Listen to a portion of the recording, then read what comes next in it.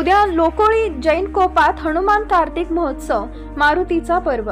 खानापूर तालुक्यातील लोकोळी जैन कोप येथे सालाबादप्रमाणे श्री हनुमान देवाच्या कृपाआशीर्वादाने हनुमान कार्तिकोत्सव मारुतीचा पर्व उद्या शनिवार दिनांक 9 डिसेंबर रोजी सकाळी 7 वाजता हनुमान देवाला अभिषेक व पूजा, सकाळी 8 ते 9 वाजेपर्यंत बालोपासना, दुपारी 2 ते सायंकाळी 6 वाजेपर्यंत वारकरी भजनी मंडळाचे भजन कार्यक्रम, सायंकाळी 6 ते 7 या वेळेत कार्तिक दिवा पूजेचा कार्यक्रम, तर सायंकाळी 7:30 ते 10 पर्यंत महाप्रसादाचा कार्यक्रम होणार आहे।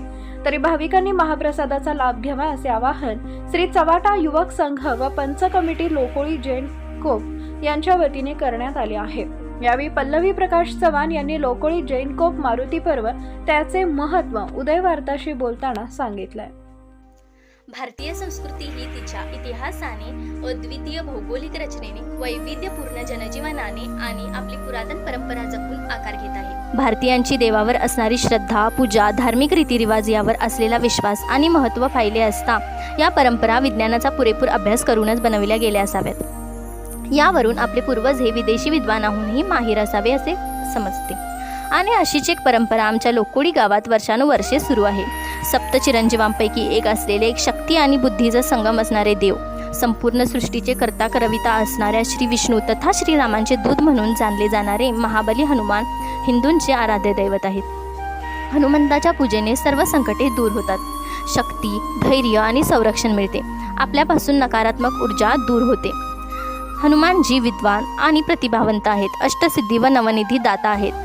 कधी कोणावर आर्थिक संकट येते तेव्हा हनुमानाचे ध्यान केल्याने भक्तगणांना त्याचे फळ मिळते अशी श्रद्धा आहे। लोकोळी गावात प्राचीन काळापासून प्रतिवर्षी कार्तिक महिन्यात अत्यंत भक्तिभावाने श्री मारुतीरायाची उपासना करण्याची परंपरा आजतागायत चालू आहे।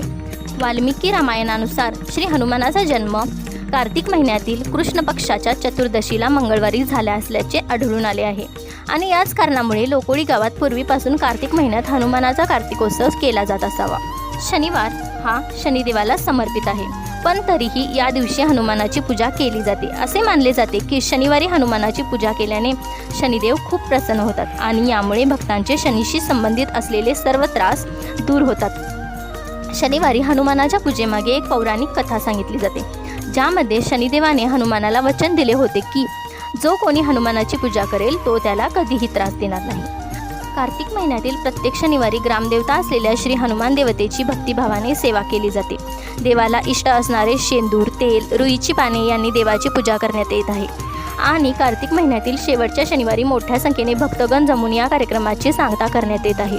पूर्वी हनुमानाचे 10x10 साधे कौलारू मंदिर होते आणि त्यातच जी आपण दक्षिणमुखी मूर्ती पाहतो आहोत तीच मूर्ती होती। सर्वसामान्यतः दक्षिण दिशा अशुभ मानली जाते, दक्षिण दिशा काल अर्थात यमराजाची दिशा मानली जाते। हनुमानजी हे कालाचे नियंत्रक आहेत आणि यासाठी दक्षिणमुखी हनुमानाची पूजा केल्यास मृत्यू, भय आणि चिंतांपासून मुक्ती मिळते। त्यापासून रक्षण करण्यासाठी ही शक्ती देवता गदा घेऊन उभी असावी। पूर्वी दिवस खूप हालाकीचे होते, त्या इवल्याशा मंदिरात भक्तगण त्याच भक्तिभावाने येत होते। अंधारात नारळाच्या कवटीत दिवे बसवून हनुमंताच्या ओढीने यायचे। त्यावेळी गावातील प्रत्येक कुटुंब आपापले जेवण बुट्ट्यांमध्ये घेऊन कार्तिक महिन्यातील शेवटच्या शनिवारी भक्तिभावाने कार्तिक दिवा प्रज्वलित करून देवाची आराधना, भजन, कीर्तन म्हणून तिथे जेवण करून घरी परतायचे। माणसाला परिस्थिती बदलते हे अत्यंत खरे आहे। त्या छोट्याशा कौलाखाली असलेला मारुतीराया गावकऱ्यांचे आराध्य दैवत बनला होता। त्याच्यावर भक्ती केलेल्या भक्तांना त्याच्या सफलतेचे पडसाद उमलत होते आणि त्यामुळेच मारुतीरायाची कीर्ती गावोगावी पसरण्यास वेळ लागला नाही। पण व्हायचे असे त्या अंधारात आणि मंदिराच्या रचनेमुळे पै पाहुण्यांची गैरसोय होऊ लागली आणि त्यानंतर मंदिराचा जीर्णोद्धार करण्यात आला। वर्षे जातील तशी भक्तांची संख्या देखील वाढू लागली आणि यावर विचारविनिमय करून चव्हाटा युवक संघाची स्थापना केली गेली आणि या भक्तीला पावणाऱ्या मारुतीरायाचा कार्तिक महिन्यातील उत्सव मोठ्या उत्साहाने साजरा करण्याचे ठरविले।